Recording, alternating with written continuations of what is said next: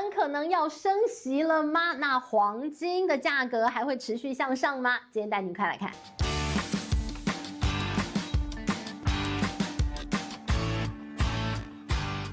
大家好，我是志玉，今天想跟大家來聊聊黃金到底還能不能投資啊？好，那麼在現在應該是最近啊，這個中東戰事之前，你會看到那個黃金的一個價格，哇，不得了了，黃金萬兩啊，一路噴飛。那你會覺得它一路可能要走到2倍、3倍、10倍去了。但是呢，現在回頭來看，最近的黃金怎麼好像開始回跌？那到底呢，跌到這裡叫做打底，還是它會破底呢？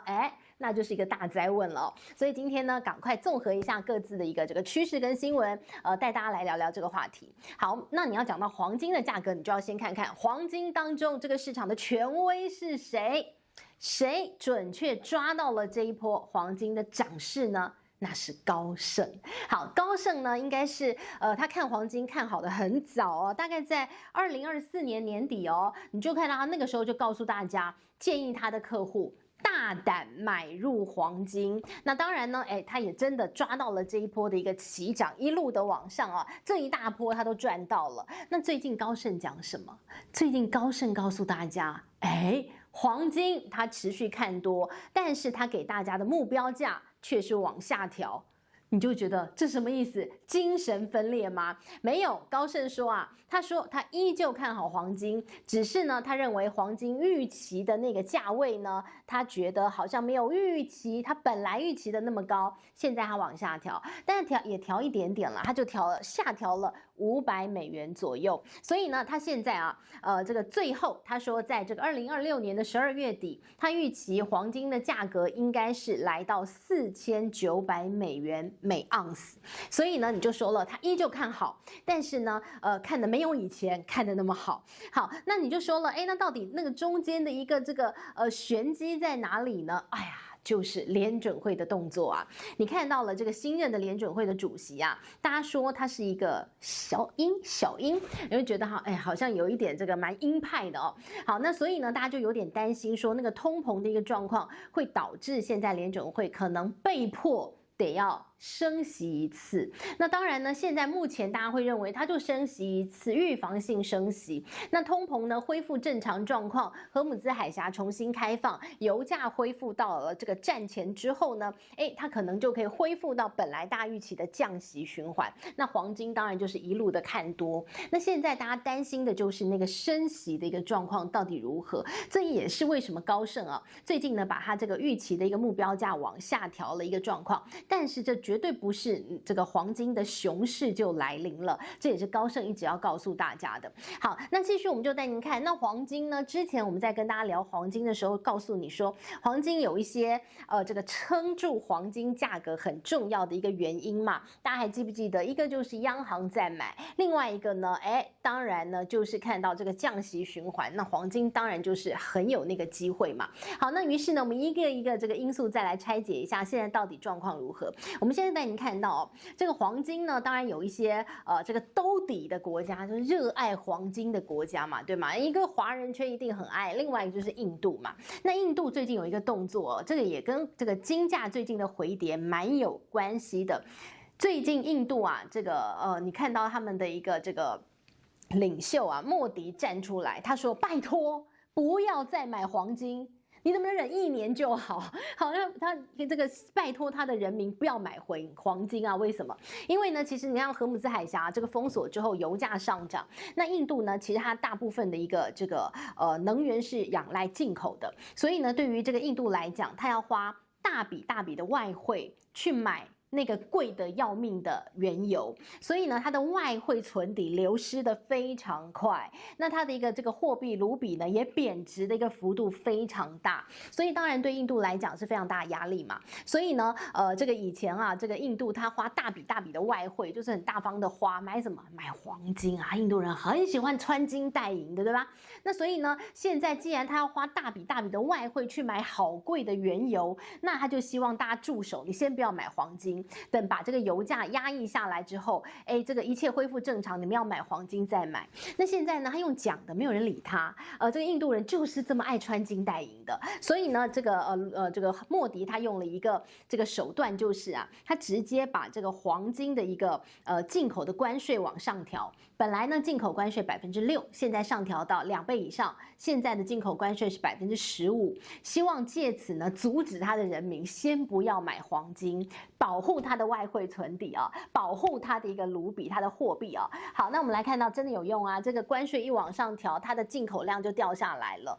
過去1個月啊，印度的進口的一個黃金大概是進口量75到100噸左右。那這個關稅一往上調，馬上掉下來，現在1個月大概進口就是25噸、30噸左右啊。所以呢，這個你看到最近金價開始往下，也是因為需求就減少了嘛。黃金你看最愛買的印度就縮手了嘛。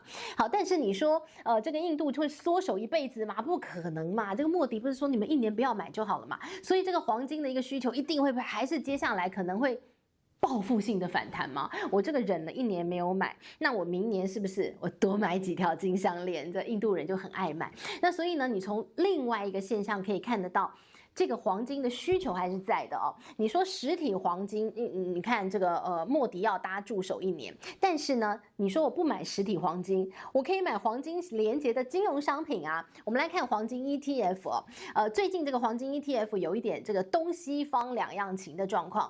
西方世界的黃金 ETF 是淨流出，大家都在賣掉。那過去呢，對於西方世界的黃金 ETF 來講啊，他們是拿來做避險用，或者是他拿來當做是一個這個短線炒作的一個這個商品。那亦或是呢，他可能把它有一點對冲的概念哦，這個錢呢會在黃金 ETF 跟比特幣 ETF 當中流來流去。那最近你就看到好像流到比特幣去了哦，這是西方的一個做法。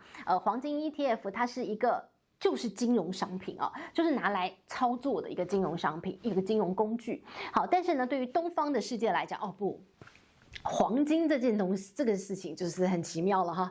對於東方的一些投資人來講，黃金呢就是一個只買不賣的東西。不像西方人會把你操作來操作去，我買賣，嘿嘿，就這樣子的。不會，東方人就是像中國、像香港的一個投資人，像印度的投資人，黃金 ETF 啊，就是越跌越買，買了不賣，我就放在那個地方留到永久，當傳家寶。所以呢，對於東方的一個投資人來講，黃金 ETF 啊，就是買來抗通膨。那現在呢，不是聯準會說通膨所以要升息嘛？它抗通膨，我當然要買黃金 ETF， 買很多。然後呢，它是一個避險的一個這個工具，避險商品。那避險什麼意思？我就是買了，就是要避險啊。買了不會賣的。再來一個就是他們家族資產的傳承，所以他會買很多的黃金 ETF。所以你去看最近的印度，不是實體不能買了嗎？哦，都在買黃金 ETF， 香港也是。所以你看到了這最近啊，這個買的大宗，香港跟印度黃金的 ETF， 哇，買爆他們。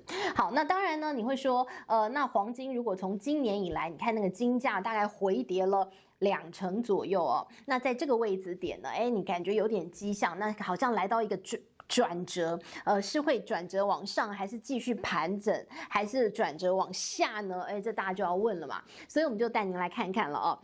當然現在呢，這個轉折點，有人說那就是因為聯準會很可能會升息，現在大家看可能年底之前 maybe 升息1次，對吧？好，那升息這一次大家就會擔心，我擔心什麼？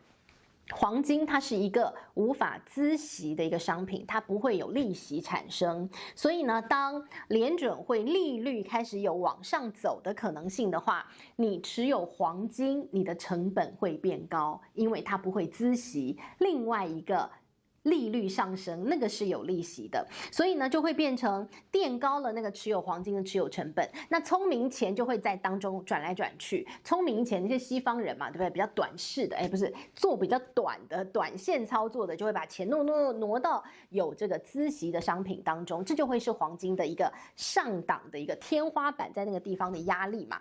所以你就看到了，這是一個黃金現在有點漲不上去的感覺。那另外一個呢，就是央行的動作，你說對央行來講哦，這個最近還有一個調查，去調查全世界這個100多個國家的央行，你接下來1年買不買黃金，你要不要增持黃金哦？大概1半以上大家都要增持黃金，但是問題是，如果說我要增加黄金的儲備，這是央行它的一個長線的一個操作的趨勢，它要這麼做的話，國家的一個錢，他沒有必要在這個時候去跟你搶很貴的黃金吧，對吧？所以他們就是慢慢買，慢慢買，所以你才會看到過去一段時間，當黃金在一路往上噴高、衝高那個價格的時候，央行它買的動作就慢慢的縮手，這些國家啊，我就慢慢買啊，我沒有必要就跟人家搶很貴的黃金啊。所以呢，這個在過去一段時間，你看到這些央行買盤的一個速度是降下來的。再一個就是地緣政治的風險哦，你看到中東，你看到荷姆茲海峽被封鎖了，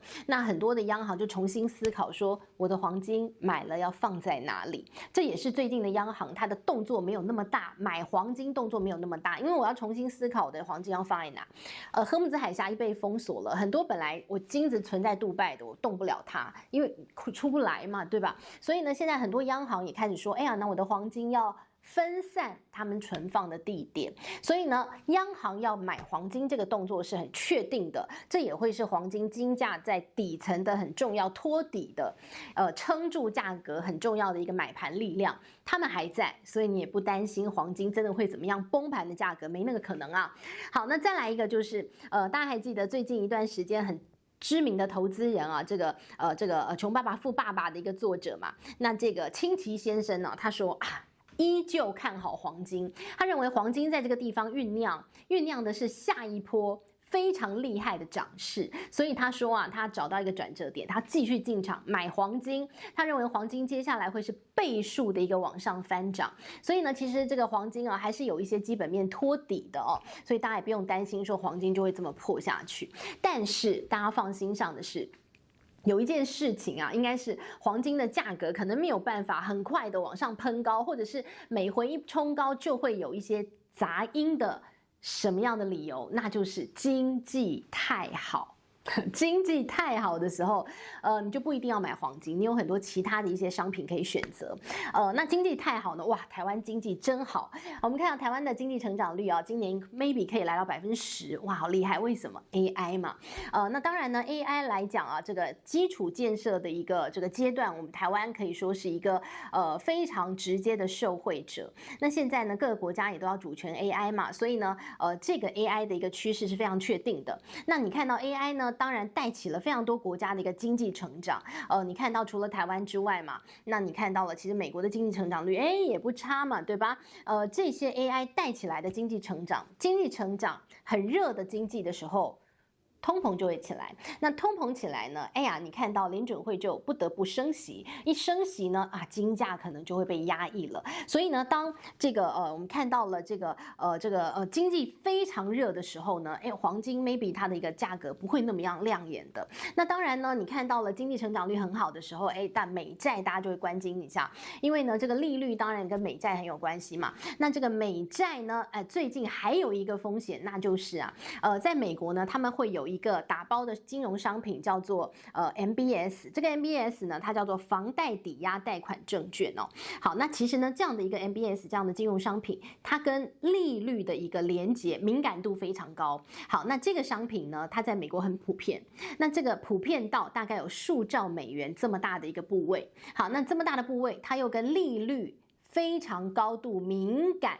好，那就會造成美債它的一個波動變大。好，那美債呢，當然跟利率啊，這個是非常直接關聯嘛。所以呢，大家就說了，之後風險很可能會在這裡，因為如果它跟利率的一個這個連結非常高，那它的部位又這麼大，那接下來的波動很大的話，哎呀，那很可能就會影響到黃金的價格了哦。所以呢，接下來其實你要看黃金，應該是沒有破底可能，大家請放心。但是呢，什麼時候開始往上走高呢？要看看這個利率的一個表現了。如果聯準會呢就很確定年底之前呢，那就是升息一次，而且是預防性的升息。接下來也沒有什麼經濟過熱，聯準會被迫要進入到升息循環的狀況哦，那你就別擔心，黃金依舊是持續穩穩向上。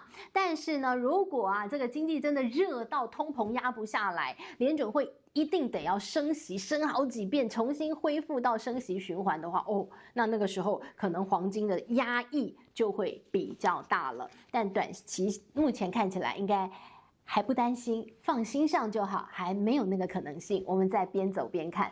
好，這是今天跟大家看到的，這個是黃金最近的一個價格的一個表現了哦。那當然呢，現在看起來應該是大家的機會，大家可以重新找一個進場時機點來觀察一下它。只要聯準會的動作依舊是這個樣子的話，那就大家請放心了哈。好，那是今天幫大家整理的一個內容，希望你喜歡嘍。我們下回見，拜拜。